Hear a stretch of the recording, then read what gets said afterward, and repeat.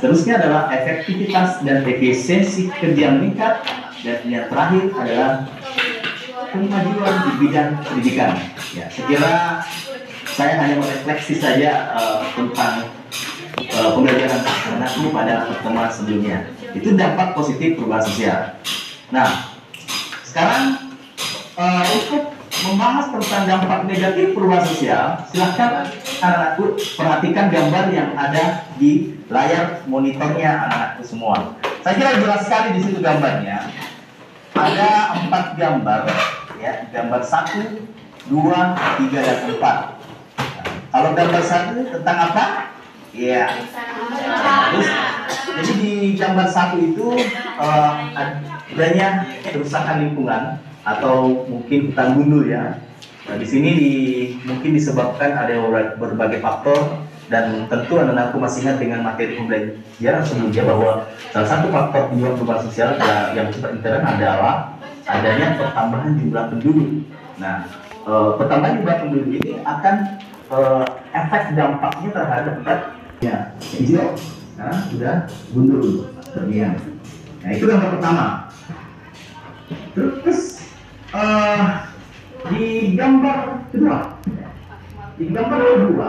ya, kalau misalnya anakku perhatikan dengan jeli, ya, di situ bisa dilihat bahwa ada seseorang yang berbelanja dengan secara berlebihan atau biasa disebut dengan, kalau dalam istilah sosiologi namanya konsumerisme, ya.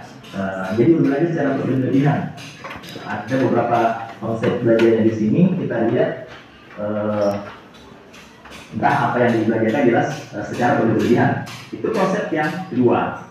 Terus yang ketiga, ini gambar ketiga, aku bisa perhatikan di gambar ketiga itu terjadi konflik, ya, terjadi konflik atau kekacauan.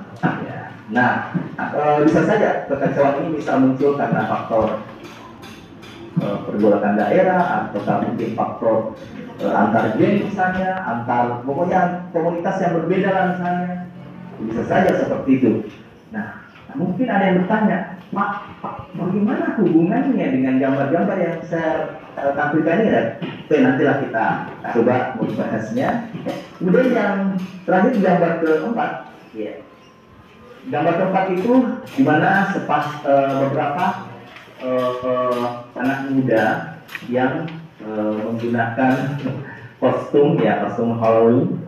Kalau tidak salah ini dia mereduksi dari luar negeri.